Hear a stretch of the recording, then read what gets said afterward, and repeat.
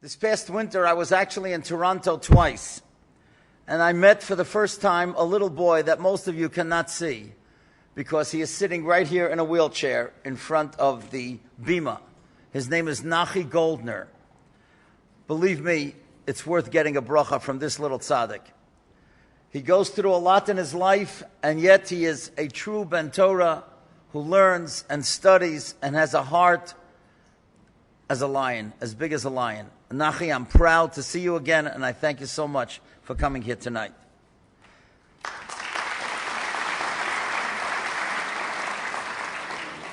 I do want to thank one more person, and that is Rabbi David Ostreicher, who is filming this for Kosher Tube. And by tomorrow morning, because he will send it over to TorahAnytime.com, this talk and everything that hopefully we accomplish tonight will literally be able to be seen around the world. In Chile, Australia, Mexico, Switzerland, England, every place. What we are doing here tonight is really momentous, and I want to say to everyone around the world that it should all be in the schus of the great man named Joe Kerzner. I would like to begin by telling you a very interesting story.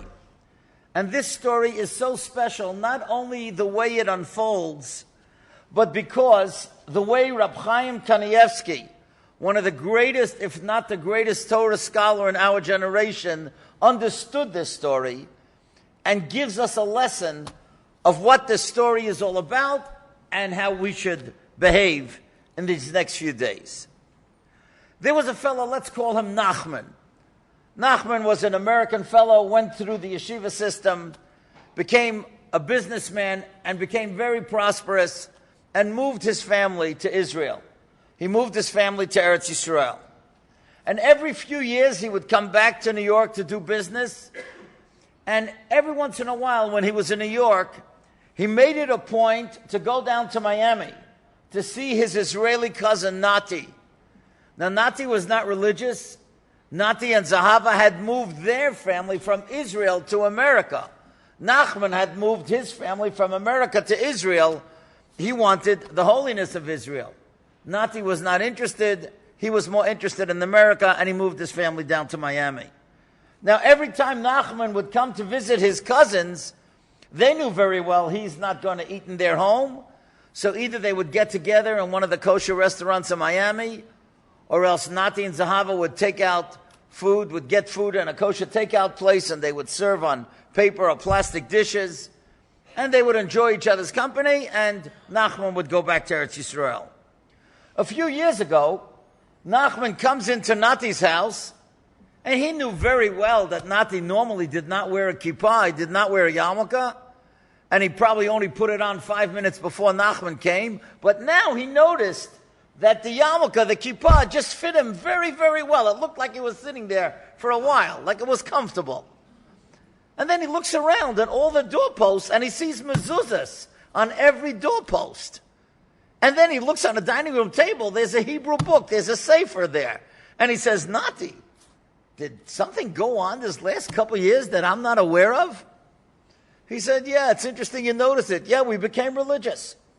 He said, you became religious? Wow, that's amazing. How did that happen? He said, I'll tell you how it happened. He said, 3 years ago, it was a late afternoon, it was very hot. My wife and I were sitting on our porch in Miami, and suddenly we noticed very well-dressed people in suits and ties and hats. They're going to the water. Now, in Miami, when somebody goes to the beach, they're not dressed in suits and ties. And then it occurred to me, oh my gosh, it's Rosh Hashanah. These people are going to Tashlich. They're going to Tashlich. I remember Tashlich as a kid. I used to do that. He said, I don't know what possessed me, but I went back into my house, I got my kippah, I plopped it on my head, and I started walking with the people. I said, let's see what happens. I haven't seen Tashlich in years. I'm in for the experience. He said he comes down to the water. Obviously, he looked different than everybody else. And some guy goes over to him and says, you read Hebrew? He said, do I read Hebrew? I'm Israeli. Of course I read Hebrew. He said, you know, we have a prayer here that's called Tashlich. He says, I remember Tashlich as a child. He said, would you like to read it? He said, okay. So I read the chapter. And then another fellow comes over to me. He says, did you hear shofar today? Did you hear the shofar? I said, no. He said, well, I happen to be a Baal Takeya. That means I blow the shofar. And I happen to have one with me. Would you like me to blow shofar for you? He said, yeah, I haven't heard that in a while either. You imagine you're standing at Tashlich, and a guy pulls out a shofar, and he starts blowing 30 koiles, right? Everybody's turning around. What's going on here? Fine, he blows for him, and Nati says, thank you. And just as about the fellow is about to leave, he says, I just want to tell you, my name is Moshe Katz. And Nati's thinking, like, who cares who this guy is? Like, we're not going to have any connection. Like, I'm not interested. He said, but I just want to tell you that if you ever need anything or you want to contact me, I'm in the local synagogue, which is really not so far away from here. So, again, my name is Moshe Katz. And again, Nati's thinking, like, who cares? And they part their ways. He comes home, and his wife says to him, so how was it? He tells him the whole story. He tells her the whole story. And then he says, I don't know, at the end, this guy who blew shofar, he starts telling me he's Moshe Katz. I'm like, who cares? She said, what did you say his name is? He said, Moshe Katz. Why? And her face gets white. He says, what's wrong? She says, my grandfather who died a long time ago was Moshe Katz. He lived in Bialystok, and he was the Baal Takeya. He was the one who blew shofar for the Jews in that holy community. I can't believe that all these years later, a man by the name of Moshe Katz blew the shofar for you. Well, they both got the chills. They couldn't believe it. Like, what were the chances of that happening? And they both thought, this is a sign from heaven. We have to follow up somewhat.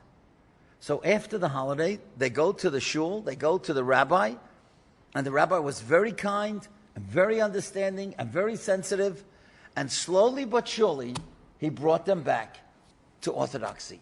He brought them back to frumkeit, and they became religious. Well, when Nachman heard this story, he couldn't believe it. Wherever he went, he told this people the story. He comes back to Eretz Yisrael, he's telling everyone the story, and one day he comes into Rab Chaim Kanievsky. As we said, Rab Chaim, many of you know, is from the greatest, if not the greatest Torah authority. And he tells Rab Chaim the story, and he says, Rebbe, do you believe this story? It's amazing. And Rab Chaim says, Hashem orchestrates these things every day. We don't always understand it, and we don't always see it, but they happen every day. He says, Rebbe, do you mind? I would like to ask you a question. If God wanted that my cousin Nati and his wife should become religious, why didn't he send Moshe Katz 10 years ago? That's a good question. And Rab Chaim gave an even better answer. Rab Chaim said, you know why? Because God waits for man to take the first step. And when he took the first step, and he put on his kippah, and he went to Tashlich, God sent him his Moshe Katz. And when I heard that, I was so touched by that, because at the end of Eicha, the Medrash tells us that God, in a sense, Kavayochel, has an argument with the Jewish people every year. Hashem says to the Jewish people, Malachi Gimel Pasuk Zayin, Shuvu Elai, you return to me, you take the first step, Va'ashuva Aleichem, and I will come back to you. And we say to God, no. Hashivenu Hashem Elecha. God, you take the first step. You come back to us. Vino Shuva. And then we'll return to you. So that which Rab Chaim Kanievsky said, what's the reason why Hashem waited all these years? Because he was waiting for Nati to take the first step. And that's what the Medrash tells us. Hashem wants us to take the first step. Now tonight, if you're not too tired when you get home, open up the Sefer Eicha, just the last sentence. Open it up from the back, and you will notice something amazing. The last sentence in Eicha says as follows: Hashivenu Hashem Elecha V'noshuva. We're telling God, you take the first step. Return to us, and then we will return to you. You will look at the word V'noshuva, and a letter is missing. The letter Hey is missing. Now, we still can read it Vin Hashuva, because it's Kometz Vei's Va, so it's Vin Hashuva. Where is that hey? Why is it missing? Here it is. Take a look. It's right here. This is the hey that's missing. Now, if you want to know what this hey is all about, I'll tell you. You know, the Talmud, the Gemara Menachos tells us that God created the world with the letter hey, Behi Baram. He created the world like the letter hey. What does that mean? And the Gemara explains that if somebody does an Aveira, somebody sins, and does terrible things, they can fall all the way down. There's no floor. It's a bottomless pit. A person can fall to the lowest levels. But every single one of us has to know, no matter what you did this year, no matter what you watched, no matter where you went, no matter what you said, this door is open for tshuva. You can always come back. No matter how far a person fell, this door is open for tshuva. As a matter of fact, the Tur Beis Yosef writes something amazing. We know that the letter hey is equal numerically to 5. What is the 5th bracha in the Shemon Esrei? The bracha of tshuva. Hashivenu avinu l'seirasecha. And then the Tur says, Hashivenu begins with a hey. And it ends with a hey. Haroitza b'tshuva. Hey and hey, 5 and 5 is 10. That's the Aseres Yemei Tshuva. That's where we're at tonight. We're right smack in the middle of that hey. We're right smack in the middle of the Aseres Yemei Tshuva. And tonight, every single one of us before we go to sleep, we've got to show Hashem we're going to take the first step. Every one of us tonight has to make a commitment. What are we going to do from tonight or tomorrow on that we haven't been doing till now? And if we can't come up with something new, what have we been doing that from now on we're going to do it better? Shuvu alai, God says to us. V'ashuva aleichem.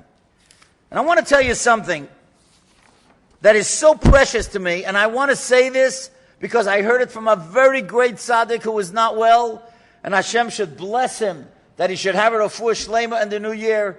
His name is Rav Matisyahu Solomon, the Mashgiach of Lakewood. A great, great Torah personality, a wonderful human being, and a great tzaddik.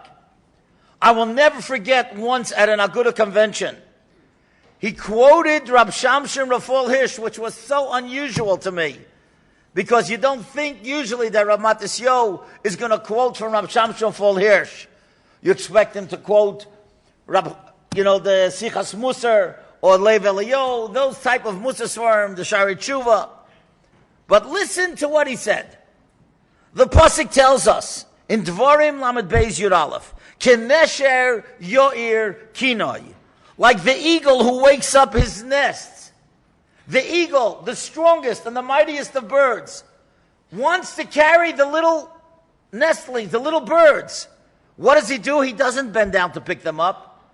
He hovers over the nest, al goizolov yirachef, on those nestlings. He hovers, and he says to them, Kindalach, trust me, jump up, take the first step, come on my wings, and I'll carry you to heights that you will soar that you couldn't possibly imagine. But you got to trust me. I'm coming over your nest, but jump up. I'm not going to bend down to pick you up. You come up on my wings, and then I'll carry you. That's what Rav Shamshon Rafal Hirsch understands is the pasuk. That's the meaning. Those of us who say the Baruch Nafshi before we put on our talis in the morning, we say this phrase. Hashem wants to see. He's right there. He's waiting for us to take that first step. And so now the question is, what is that first step? What should all of us do tonight? How should we make that commitment? What's the first step? In bringing the Geulah, what's the first step in getting close to Hashem? And I believe that the answer is in one word in the Torah. You know, you're not allowed to count Jews. It's an ayin hara. If you have a whole group of Jews together and you want to count them, so you say a pasuk, Ashias Hamecha, or you make the bracha Hamoitzi Lechem Min Haaretz, which is also 10 words. Or else, the way they did it in the Torah, they gave a machzis a shekel, a half a coin. Now watch this. When the Torah is telling us about giving that coin, it uses the expression vinosnu. Vinosnu means, and they shall give. Now, vinosnu, if you could close your eyes and envision it, you'll see vav, nun, tov, nun, vav. You can read it forwards and backwards. Anybody know what those words are called? Palindrome, right. Now, there are many words that are palindromes. Race car, radar, mom, pop, Aviva, my daughter.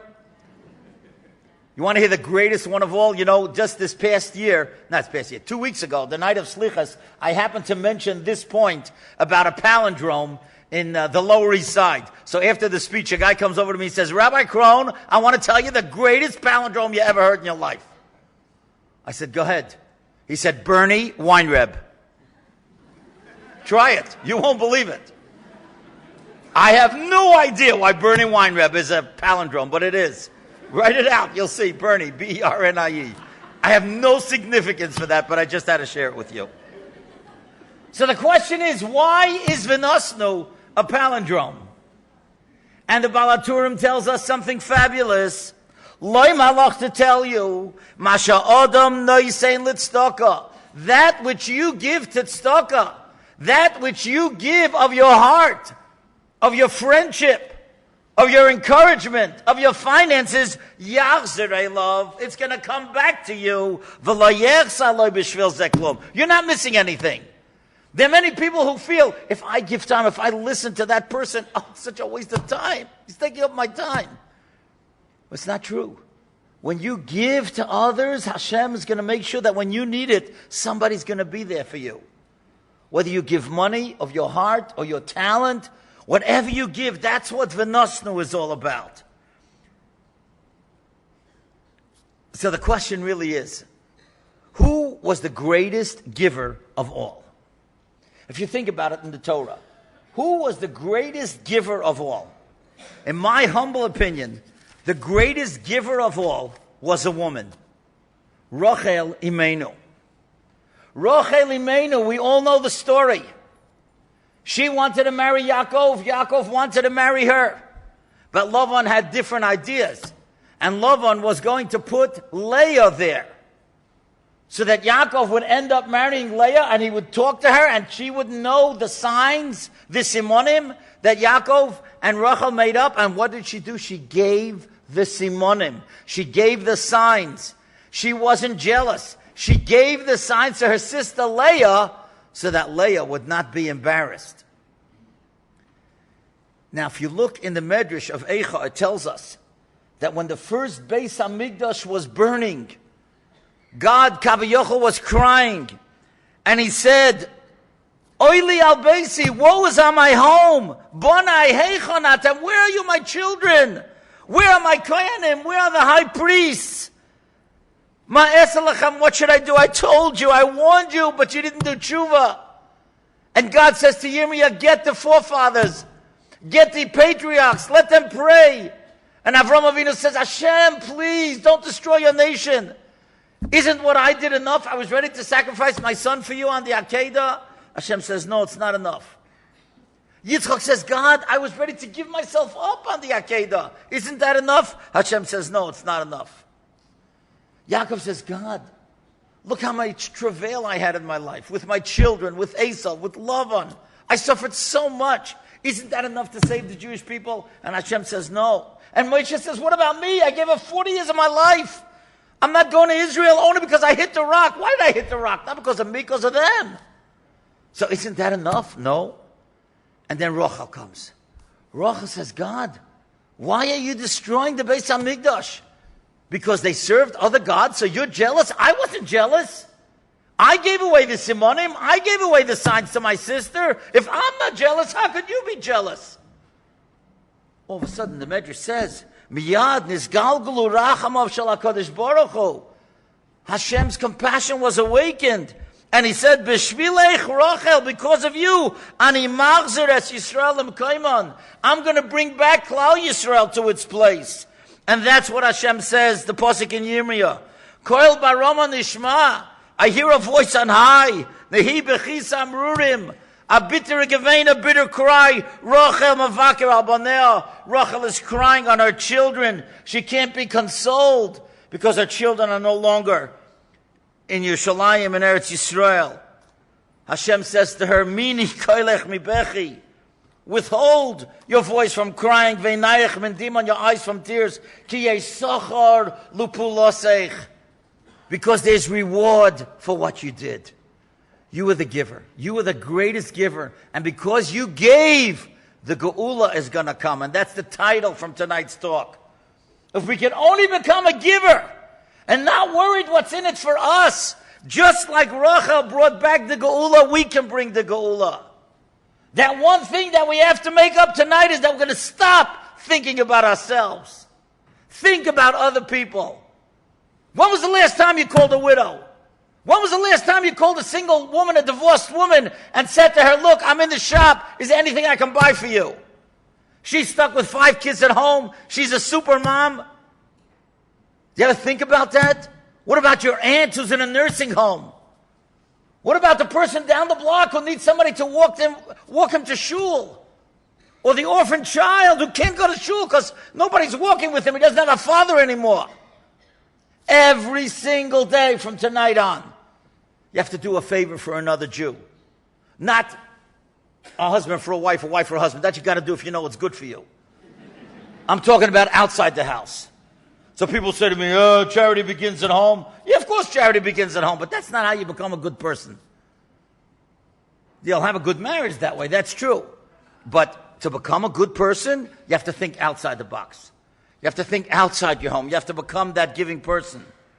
As a matter of fact, the Medrash tells us, the Ovis Rab Nosson tells us, that one time, Rabbi Yochanan ben Zakkai was walking the place where the Beis HaMikdash had stood, and his Talmud, his student, Rabbi Yeshua, says, Rebbe, what's going to be? How are we going to get kapara? How are we going to get forgiveness? There's no Beis HaMikdash anymore. That's the question we are all asking ourselves. How are we going to get kapara on Yom Kippur? There's no Beis HaMikdash. How do we get forgiveness? Listen to what the Rebbe says. He says, my child, al yeira loch, don't feel bad. Yesh lanu kapara achas. There is one way that we can get forgiveness that's just as good as having the Beis HaMikdash. Ve'ezeh ze gemilas chasodim. That's doing favors. You become a giving person, God's going to bring back the Beis HaMikdash. You become a giving person, you're going to get forgiveness. You're going to stop thinking about yourself and do for others. That's how you're going to get forgiveness. God himself gives us so much. Every day he gives us the strength. We wake up another day. Hashem gives food to the entire world. Hashem gives us strength. He gives us the wisdom to know the difference between right and wrong. So I want to tell you a story that happened to me that literally changed me forever. I remember the first time that I went to Manchester. I love going to England. Wonderful, wonderful people. And this was the first time that I was speaking in Manchester. I was about to leave the home where I was staying, the Bamberger home. And as I'm about to leave, there's 500 women waiting in an auditorium 5 blocks away. Somebody comes over to me and says, wait a second, you can't go yet. I said, why not? What do you mean? No, there's a woman who has MS, and she's in a wheelchair. She's a brilliant woman. Her name is Chavi Wakshal, Rebbetzin Chavi Wakshal. And she wants to see you. She says, just 2 minutes. On the way to the auditorium, please stop off and talk to her. You know, like, first of all, how do you say no to somebody in a wheelchair? That's first. And second of all, you know, like, I didn't know how to get out of it. Okay, says, okay, fine, so let's go right away.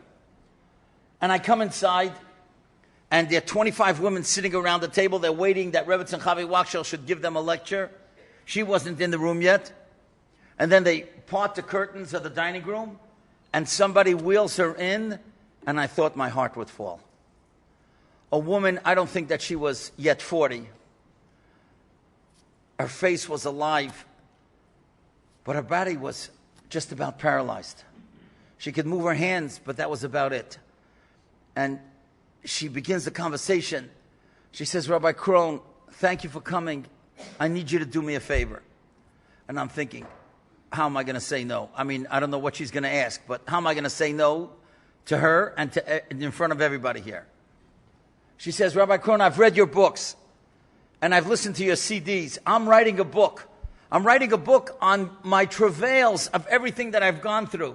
She says, you know, the Manchester Rosh Hashiva, Rabbi Yehuda Zev Segal, lives in Manchester. He comes to my house often, and he gives me encouragement and strength, and I always write down what he says. And Rav Brevda also came to my home, and I've always written down these things that they tell me, and I've gotten strength from many secular sources. And I'm writing a book, and please write me a letter for the book. And I'm thinking, I can't write a letter for the book. I said, you have to be a big tzaddik. You have to be a big Talmud Chacham. Rabbi Levine here, who's written a number of Sfarim, knows that when you write a sefer, you want a big Talmud Chacham to write appropriation. So you need somebody special. I said, I'm not that person. And she says, no, please, I want you to do it for me. It'll mean so much. So I said to her, look, I don't have the book here. Obviously, I haven't read it. If you give me the book, I'll read it on the plane going back and in New York. And if I like the book, I'll write you the letter. So she was ready. She was one step ahead. She already had the book in manuscript form, and she gave it to me. And I spoke that night in Manchester, then in London. And on the way back, I started reading the book, and I couldn't stop crying. The way she goes through day by day, the travails, the pain, the anguish, the embarrassment. And I think the most painful thing in that book was her description of her daughter's 8th grade graduation. You know, we don't even think about it. She says all the mothers were going in. Everybody was dressed so nicely with their daughters. The daughters are proud of the mothers are proud of the daughters. And I'm in my wheelchair. I know that my daughter's humiliated at what I look like. And I feel terrible for her. She feels terrible for me. It's just awful. And then she writes something that literally changed me forever. She writes a sentence that she heard from someone. This is not her own. But listen to the genius of this sentence. She writes, any fool can count the seeds in one apple.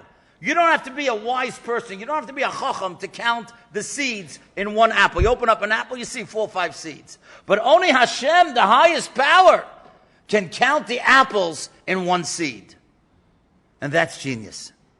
When you plant the seed of friendship, when you plant the seed of encouragement, you read a shidduch to someone who needs it desperately, and you plant that seed, and then the person either gets married or gets the job or gets back to themselves, and they build their whole lives. All those apples, they're all yours because of those seeds. When we plant seeds, we have no idea how many apples can grow. I underlined it, I highlighted it, and when I got home, I called her up and I said, Rebbetzin, this is not a book, this is a Sefer Kodesh Ad Miyot, this is a holy book. I'll be honored if you'll let me write a letter. And of course, I wrote her the letter. And the name of the book, if anybody wants it, it's Facing Adversity with Faith. It's printed by Feldheim. It's written by M.L. Kramer. She told me she just could not use her regular name. She didn't want people calling her. She was just too exhausted. So she goes by the name M.L. Kramer. The Vilna Gaon was Kramer, and she's a descendant, so she used that name. So that's what giving is all about. So this past winter, I was at a bar mitzvah, and I heard one of the greatest Canadian stories you'll ever hear in your life. Listen to this. I'm so happy to be able to tell it to you here tonight. This was told to me by a man by the name of Rabbi Mordechai Yaffe. Rabbi Mordechai Yaffe is the menahel, the principal of a school in the 5 towns called May, Mesivta Ateres Yaakov. And he tells me as follows, that in the early 1950s, in Hamilton, Ontario, which is 20 miles south of here, there was a rabbi, a short little man. His name was Rabbi Mordechai Green, and he was the rabbi of the Orthodox shul. Now, he spoke Yiddish, and that's probably why he got the job, because everybody in that shul spoke Yiddish. But the young couples were not coming to his shul. The conservative had a beautiful temple. The Reform had a gorgeous building. And he needed to build a shul. Where's he going to get the money? So he goes to the Royal Bank of Canada, and he goes into the bank in Hamilton, and he says he wants to speak to the bank manager. The bank manager comes out, a tall, good-looking Episcopalian fellow. He introduces himself. His name is Mr. Amy. He says, "Sit down. How could I help you?" And Rabbi Green says, "I would like to build a synagogue, and I need $150,000. Are you able to give it to me?" Now, he didn't want to say that he wanted to build an Orthodox synagogue because he knew Mr. Amy Shul. He knows there's no Orthodox wealthy people in Hamilton. How's he going to get paid back? So Mr. Amy says to him, "What did you say you want to do?" He says, "I want to build a Jewish house of worship, and I need $150,000. So Mr. Amy says, "Yeah, but what denomination?" Now he's stuck. So he says, "I'm an Orthodox Jew, I'm an Orthodox rabbi, and I want to build an Orthodox synagogue." And Mr. Amy just stops and looks at him, and he's just staring at Rabbi Green. And suddenly Rabbi Green notices that there are tears coming down the eyes of Mr. Amy, and he's crying. And he says to Rabbi Green, "I'll give you the money. You'll be able to build a synagogue, but I want to tell you why." He says, "When I was a little boy at the end of the 1920s, I lived in Timmins, Ontario." You could look it up as I did. It's 400 miles north of Hamilton. Timmins, Ontario. He said at the end of the 1920s, there was a terrible fire in Timmins, and my father was killed. I was left alone with my mother and my brother and my sister, and we were poverty-stricken. He said, "You know, in all these small towns, they have a general store. And these general stores, they sell everything, hardware, food, clothing, everything. And the one who owned that store was an Orthodox Jew by the name of Sam Bukovetsky. And one day, Sam Bukovetsky comes into my mother and says, 'Mrs. Amy, as long as I own this store, your children will have clothes. I will never ask you for any money. Anytime you want to pay me, you can. You just come in and take whatever clothes you need for yourself and for your children.' And then he said, 'Mrs. Amy, as long as I own this store, your children will have food. I will never ask you for money. You come every day and get what you need. And whenever you want, you'll pay me. I'll never ask you for money.'" And Mr. Amy looks at Rabbi Green and says, "The only reason our family survived was because of that Orthodox Jew named Sam Bukovetsky. I was able, eventually, because we survived, to go to college, and I became a bank manager. But when I saw you walking into the bank, you looked like an Orthodox Jew. And I thought to myself, you know something? It's about time I paid back Sam Bukovetsky. And when you told me that you're an Orthodox rabbi who wants to build an Orthodox synagogue, I knew that God sent you." Imagine. And that shul is there today, and his son, those of you who know him, Rabbi Daniel Green, is the rabbi. In that beautiful shul. How did that happen? These are the apples of Sam Bukovetsky. Sam Bukovetsky is surely in heaven already. And when he gave the money to that Amy family, that's all he was thinking. A seed of friendship, a seed of help. And look at the beautiful apples. And you know what the best part of the story is? Rabbi Yaffe told me that he grew up in that shul. And he is Orthodox today only because of Rabbi Green and that Hamilton shul. You know why? He said, "Because my father was a survivor. He was afraid to send me to a yeshiva. He wouldn't even let me go to Toronto. That was too far for him. So I went to a public school. Then when I was 17, he sent me to Nei Yisrael in Toronto. And then eventually I was able to go to Israel. And look at me today. He tells all the boys in his school, look, I'm a menahel. I'm a principal of 300 boys. Why? Because of one man, Sam Bukovetsky. Because he planted those seeds. And then he says to the boys, look, I started learning Torah when I was 17. And look at me. I'm a principal. I'm a menahel. Imagine what you guys could do. And you started in the first grade. That's what it's all about. You never know when you plant seeds. Could Sam and Sarah, could Joe possibly know that one day we would have 1,000 people at these lectures? When they first came to Toronto and planted seeds for Eitz Chaim? Could they know that Rabbi Jacobowitz would have a whole network of schools of Eitz Chaim? And he would be a leader in Klal Yisrael like his late brother was? How could you know that? You build slowly but surely, you plant seeds, and God knows how many apples grow. So let me tell you one of the greatest stories ever about somebody that all of you know, every single one of you know what he did eventually. But here's the background. He's a Hasidic man in Williamsburg. His name is Herschel Weber. Herschel Weber one day was coming down in the streets in Williamsburg. He was learning in a kollel. He's going home for lunch. All of a sudden he sees a guy. Oh, the guy's, oh, my heart. And the guy falls on the floor. Now, Herschel Weber didn't know medicine.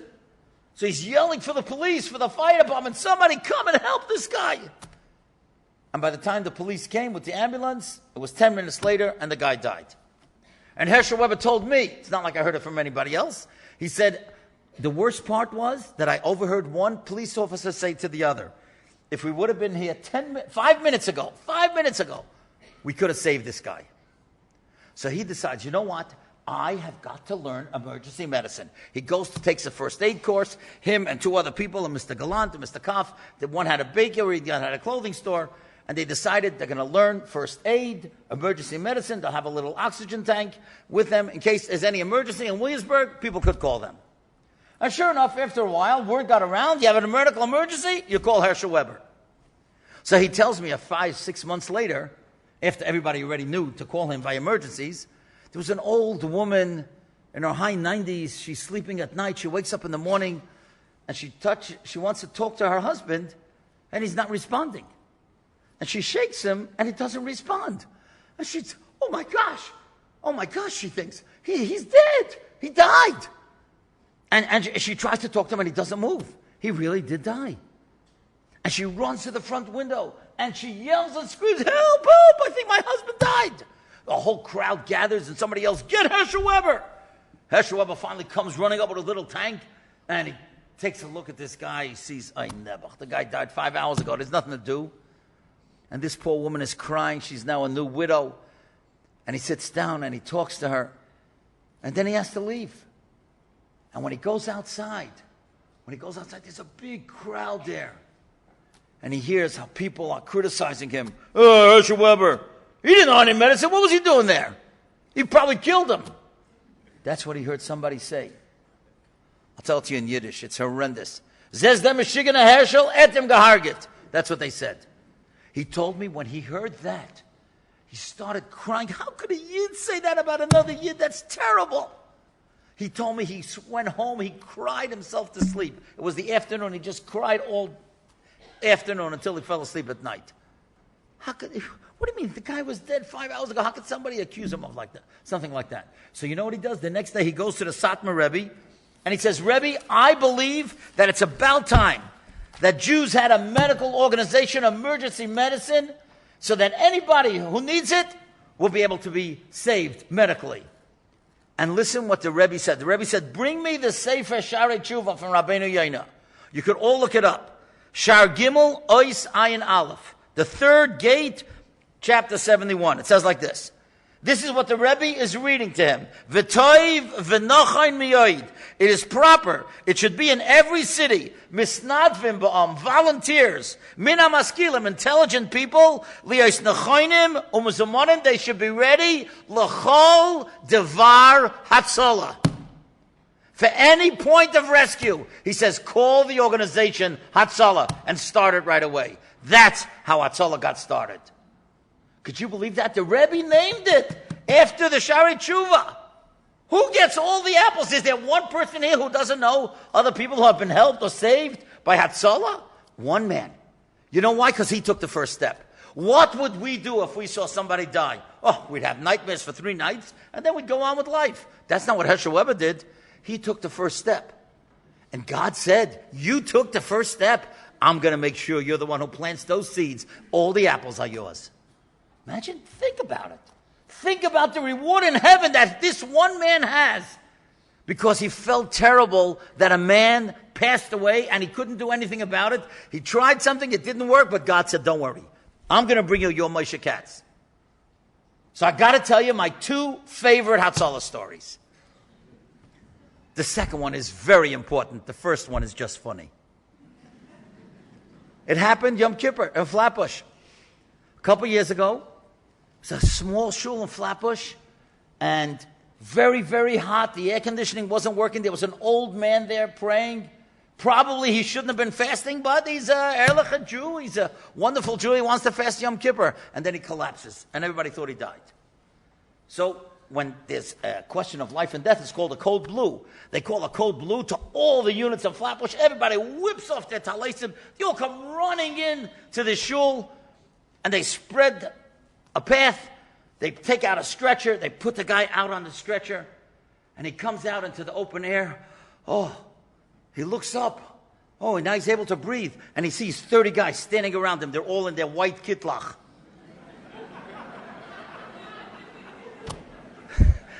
He says in Yiddish, Bin ich schon oben? Am I upstairs already? He thought he was seeing Malachim. So that's a true story, but that's hysterical. But now let me tell you a lesson that you all got to learn. It's pretty funny, but you'll have to learn it anyway. It happened to my friend Dov Rowe, who eventually became the head of Hatzalah in Queens. So what happened was, he was coming home. This was when he had first started with Hatzalah. He was coming home on an Israeli flight. You know, these 1 o'clock in the morning flights. 3-4 hours into the night. It's deep into the night over the ocean. And this goes back many, many, many years ago.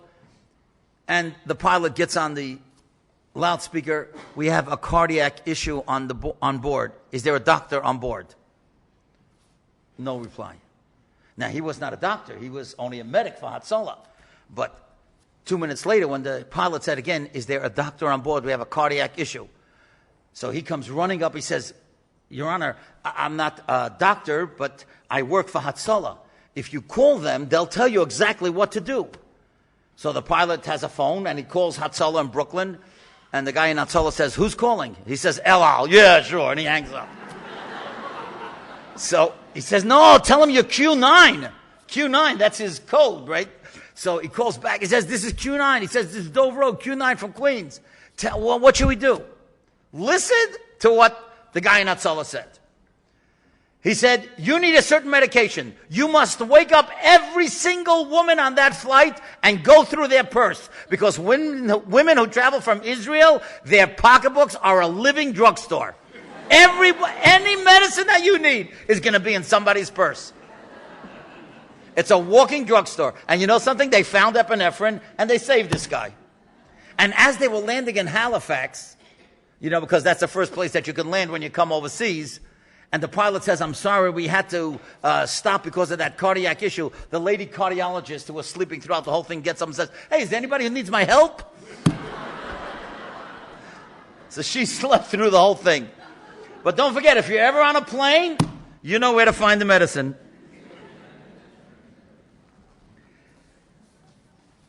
We spoke about V'nosnu. We spoke about giving. I want to tell you an incredible story. An incredible, incredible story that happened with a dear friend of mine. His name is Rabbi Yehuda Zakatinsky. Rabbi Yehuda Zakatinsky has an organization called Hashivenu. Hashivenu is a marvelous organization. It's for those young boys and girls who are Baalei Tshuva, who come back from Israel, who do not yet have a whole network for shidduchim. And he helps them with shidduchim. He helps them with jobs. He's into Kirov. He does everything that anybody can possibly do when it comes to bringing back boys and girls and giving them chizuk, those already who have come back and become Baalei Tshuva. So he told me that a certain Rosh Hashiva called him. I can't say the name, obviously. And the Rosh Hashiva called him and said, Rabbi Zakatinsky, I need a favor. Is there any way, please, that you could help me? He says, what's the problem? He says, I have a son who is going off the derech. He's become irreligious. And he's in this college. Is there any way that you could go there and perhaps talk to him and inspire him and maybe bring him back to the fold? And Rabbi Zakatinsky says, of course, just tell me the college where he's at. I'll go there right away and I'll talk to him. Because I never refuse to help anybody who needs help in bringing back kids back to the religion. And he says, I want to tell you why I never refuse anyone. And Rabbi Zakatinsky says, you know, when I was a little boy, I grew up in New Haven, Connecticut. Now, New Haven had a school, but it wasn't on the level of New York or New Jersey schools. And when I went to a certain high school, which of course I can't say the name, when I went to this certain high school, I was falling behind because my learning skills were not like the other boys in the class. And so this went on for about a month or two, and then I began getting very frustrated.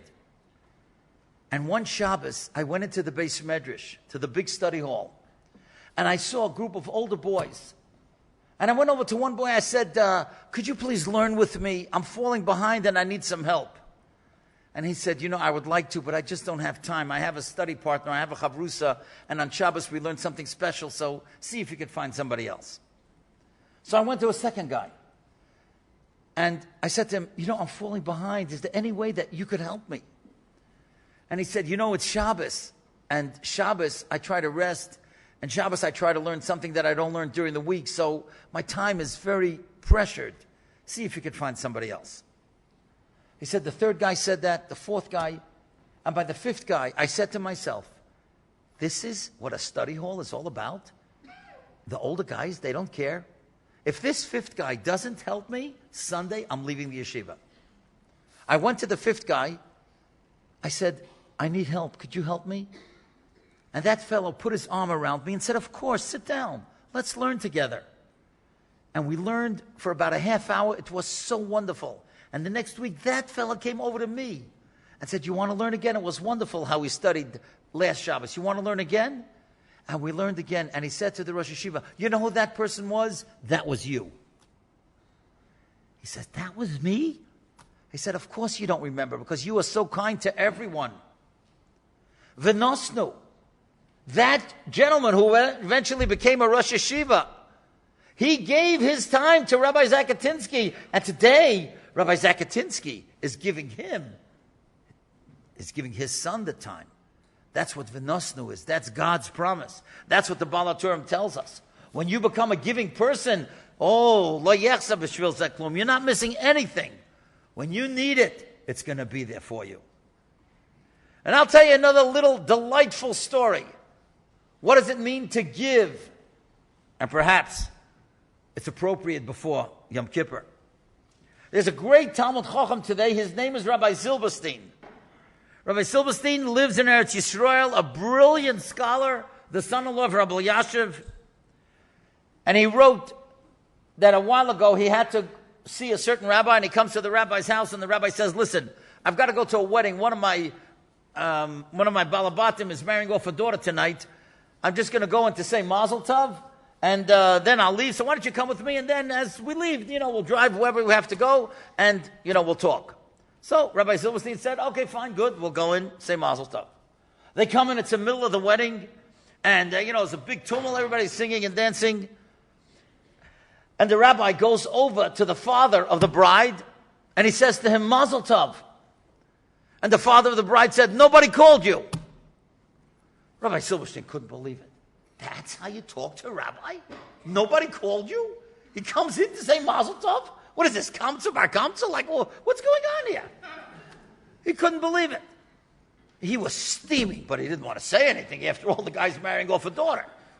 So he waits till they get outside, and the other rabbi says, Rabbi Silverstein, I see you're upset. He said, upset? How could that person talk to you like that? That's revolting. That a person should talk to a rabbi like that? He says, what are you talking about? I said, what do you mean? He says, this morning he came to shul, he came to synagogue. And I saw he was nervous like anything. So I went over to him and I said, what's the problem? He said, I'm marrying off my daughter tonight and I lost my cell phone. I'm going crazy. I got 100 calls to make. So the rabbi said, here's no problem. Here's my cell phone. You take it. If anybody calls for me, just tell them I'll call them back tonight. So when he saw me, he said, nobody called you. So you know what you got to give? You got to give people the benefit of the doubt. And you know something? You have to give people a chance to say they're sorry. I am positive there are many people in this room tonight in this holy Beis Medrash that have people that you haven't spoken to in months or maybe years. And you don't even know anymore why you're not talking to them. Something happened, 25 years ago or whatever, and even your kids aren't talking to each other anymore.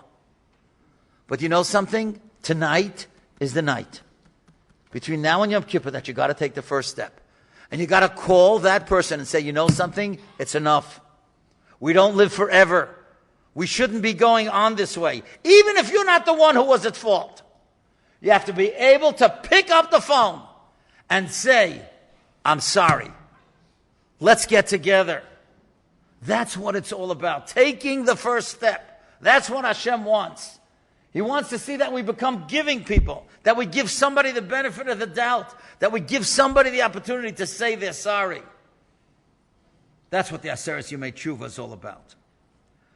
So let's review everything that we said. And then we'll end with a fabulous, fabulous story. Let's remember that story about the shofar of Moshe Katz. As Rabbi Chaim Kanievsky said, why did Hashem wait? He was waiting for Nati and Zahava to take the first step. When Nati put on his kippah and he went to Tashlech, Hashem said, Shuvu elai v'ashuv aleichem. You stepped up to the plate first. You are ready to go to Tashlech. So then I sent you the Moshe Katz. That's what Rabbi Chaim Kanievsky is telling us. Let's be like those people who take the first step. Not that we say, Hashivenu Hashem elecha v'nashuva, Hashem you return. You know why the hay is missing? Because the hay represents tshuva.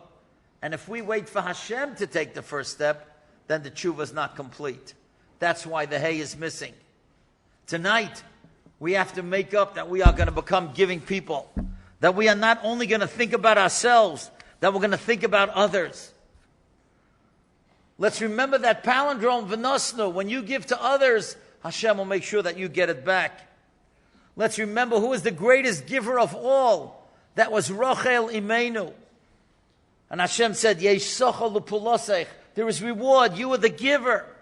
Because of you, I'm going to bring back the children to Yerushalayim and to Eretz Yisrael. And that's what we can hope for in this coming year.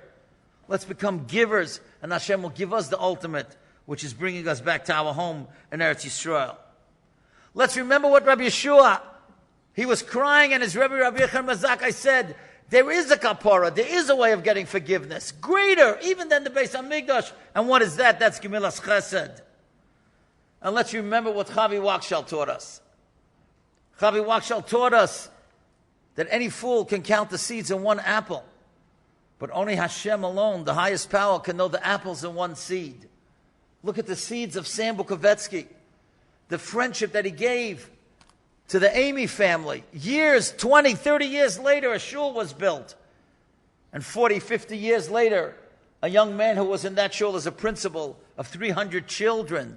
Those are the apples. We never know the apples that can be built. Let's remember Herschel Weber.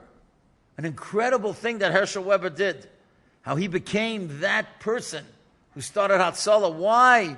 Because he took that first step of learning first aid medicine, even though that it didn't help him that much. But Hashem saw he took the first step, so therefore he merited that all the rescue and all the good that comes out of Hatzalah are apples for him. Let's remember Rabbi Zakatinsky. Rabbi Zakatinsky, who went out of his way to help people all his life. Why? Because way back there, 30 years ago in a Beis Medrash, an older fellow put his arm around this young boy and said, I'll help you. And this little boy never forgot it and became one of the great Kirov leaders that we have in America today. And finally, let's remember to give others the benefit of the doubt. Let's make a call. Go through your contact list. Or something that, you remember we used to have like a telephone book. Remember those things? Right, a telephone book. Go through your telephone book. And after you cross out those people that are no longer alive, those that are still alive, but you haven't spoken to them in a long time. That's what you should do. I just want to end with this fabulous, fabulous story. Most of us here are old enough to remember Vietnam. Vietnam was one of the greatest naval and army fiascos that America was ever involved in. We lost thousands and thousands and thousands of soldiers. And many people even feel that America lost that war. But there was a person who was a jet fighter pilot.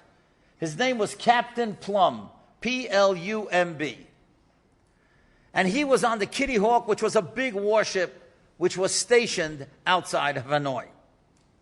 And his job was to fly the most sophisticated jet fighters, which was the F-4. He flew 74 missions. They're called sorties. He had one more to fly, just one more. That was going to be the 75th. 5 days later, he would come back to America, and he would be out of the Navy. However, unfortunately, the 75th mission, his plane was shot down. It exploded. His parachute that he was wearing around himself opened up, and he landed. The parachute saved his life. He landed in enemy territory, and he was a prisoner of war for 5 long years, and he was tortured every day of those 5 years. Finally, the war was over, and he came back to America. He had to be rehabilitated, and eventually he went on the speaking circuit, and he became a very famous speaker around the country. And he writes that one night he was in Kansas City. He was eating alone in a restaurant, and he just felt, sometimes you feel somebody staring at you, and he felt somebody staring at him. And he looks up, and there's a man on the other side of the room staring at him. He goes back to his food, and he looks up, and the guy is still staring, very uncomfortable. Finally, the guy who was staring at him comes over to him, and he says, "Are you Captain Plumb?" He says, "Yes, sir, but how do you know that?" He says, "You are on the Kitty Hawk. Didn't you fly 74 missions?" He says, "Yes, sir, but how do you know that?"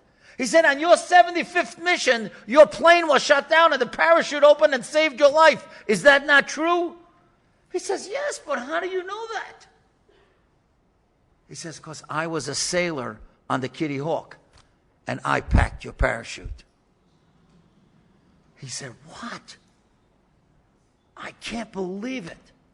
He says, "Do you know how much I have prayed for you and your family? You saved my life." And they begin talking, and of course it becomes obvious to him, to Captain Plumb, that this guy really was a sailor. He was on the Kitty Hawk, and he packed the parachute. And they had this wonderful conversation. And then Captain Plumb writes that when he left that night, he felt terrible.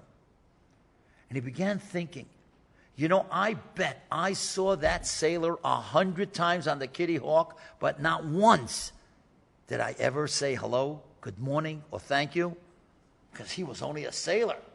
But I was a jet fighter pilot. But he packed my parachute.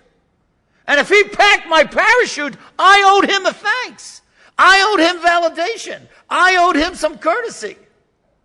And Captain Plumb writes, how many people in life pack our parachutes and we don't even think about them? Our parents, our teachers, our friends who were there when we needed it, they packed our parachutes. And we owe them a thanks. And I was so taken by this idea about thinking about those in your life who have packed your parachutes. And I was trying to think, is there a Jewish source for something like that? And then I remembered something that happened to me when I was 15 years old. When I was 15 years old, my father, Olav Shalom, was a great Talmud Chacham. There's a woman sitting here, Mrs. Leah Feldman, who grew up together with me in Kew Gardens. She knew my father. Her father, may rest in peace, her father, Rabbi Yaakov Tarabam, and my father were very close. And my father used to go to a shir, to a lecture, by a great Talmud Chacham, Rabbi Yoshe Ber Soloveitchik. He gave it in the Moriah Shul. I'm sure that your brother-in-law, Rabbi Bleich, was there many, many times. And all the rabbis would go there to that Tuesday night shir. The reason that they went is because Rabbi Yoshe Ber Soloveitchik would learn a Gemara for an hour, and then 15 minutes he would talk on the Parsha, and every rabbi had his speech for that Shabbos. It was so convenient. So the place was packed.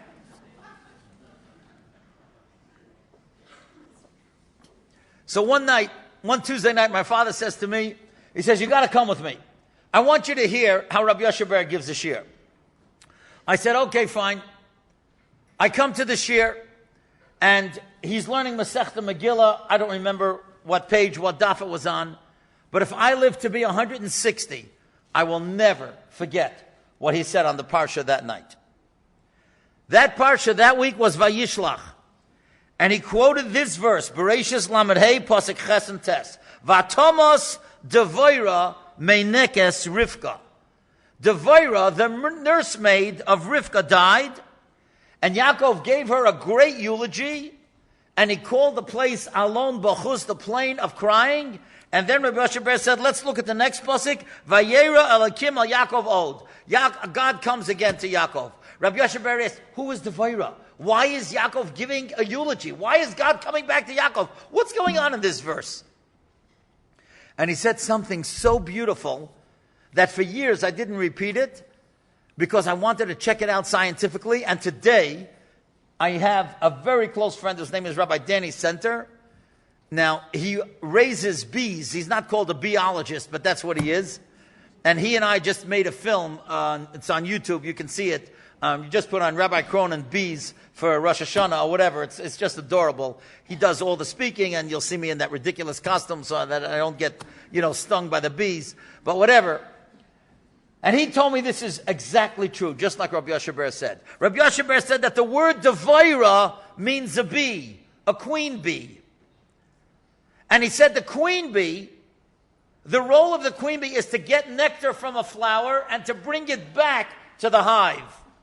Now he says the queen bee is so instinctive that it will fly over numerous flowers, but it will never land on a flower unless it knows it can get nectar from that flower. It has a certain sense, an inner sense. It's able to pick up a certain aroma from a flower. Only from this one can I get nectar. She draws out the nectar and she brings it back to the hive. Said Rabbi Yoshe, this Devoira was raised in a home of terrible people, Rishoyim, cruel people, liars, fakers, Lavan, Psuel. But she saw Rivka. Oh, Rivka's special. She knew Rivka's the one that I can draw nectar from. She is the one that I can develop.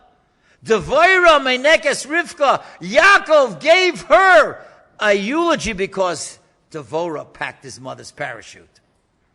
And Rivka is the one who packed Yaakov's parachute. Because we know Yitzchak thought Esav was the big tzaddik, not Yaakov.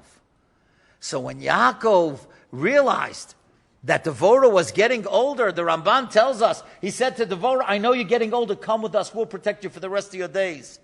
And when she died, he gave her a great eulogy because he was thanking the one that packed his parachute. And that's why God came back a second time. Because God visits those who have Akaras HaTov. God comes back to pay special attention to those who acknowledge what others have done. Tonight, we've come to thank Joe Kerzner and the Kerzner family because they have packed our parachutes. They have packed the parachutes of Eitz Chaim for decades. They have packed the parachutes of these holy lectures for so many years, only because they had a vision, because they understood that in the holy days of the year, whether it was in the days of Sphira, which you mentioned in May, or whether it's in the days of Aseres Yemei Tshuva, as we've done them the last couple of years, they understood that it's the right thing for Jews to get together, to be inspired, to be elevated. So tonight, we acknowledge Joe Kerzner and Mr. and Mrs. Sam Kerzner and the whole Kerzner family for packing our parachutes. And if we sincerely thank them and acknowledge them and appreciate what they have done, God will come to visit us as he visited Yaakov a second time.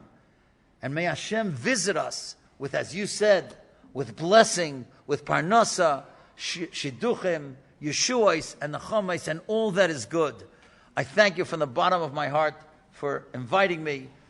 I thank Joe Kerzner and Shemayim, all the apples that he has planted, so many people inspired over the years because of the seeds that he planted.